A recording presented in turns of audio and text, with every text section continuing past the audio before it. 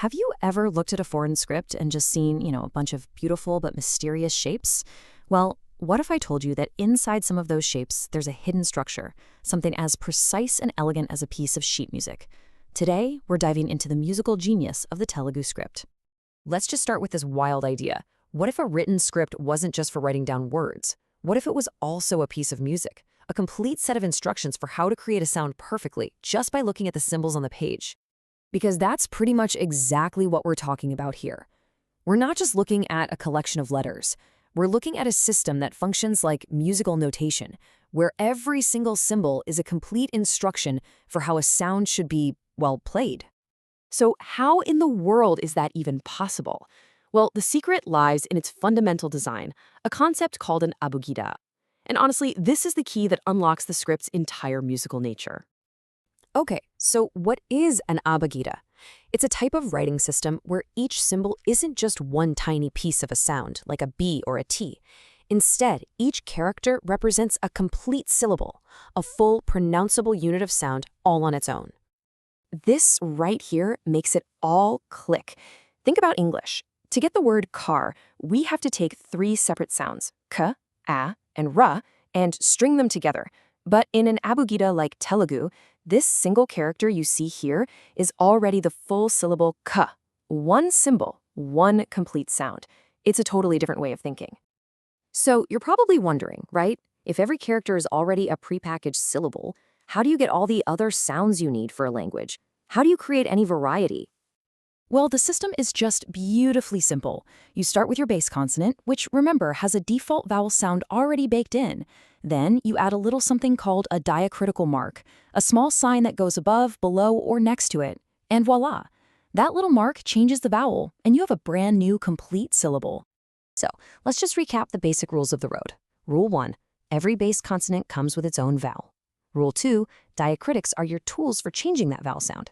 And Rule 3, no matter what you do, the character always stays a single unified symbol for one complete syllable. And this is where that music analogy becomes so accurate. Because these symbols, they contain way more information than just a basic sound. They are jam-packed with phonetic instructions. I absolutely love this analogy from one of our sources. A Telugu character is like a note for a violin. Think about that. It doesn't just tell you what note to play, it gives you the complete instructions for how to play it. So, what kind of instructions are we talking about? Well, for starters, there's vowel length. The symbol itself tells you how long you should hold the vowel. And then there's aspiration, which is basically how much air or force you use to pronounce the consonant. It's the difference between a simple ka and a more breathy, forceful ka. This table just lays it all out so perfectly. In music, you have a pitch, right, like a C note? In Telugu, you have the core consonant sound, ga. In music, you have duration. Is it a short quarter note or a long half note? In Telugu, you have vowel length. Is it a short ga or a long ga? And in music, you have intensity, like playing loudly or forte. In Telugu, you have aspiration, the difference between a soft ga and a forceful ka. It's an incredible one-to-one parallel. Okay, so this is all really fascinating, but what's the big payoff? What's the ultimate genius behind designing a script with so much detail built right in? It's this, right here.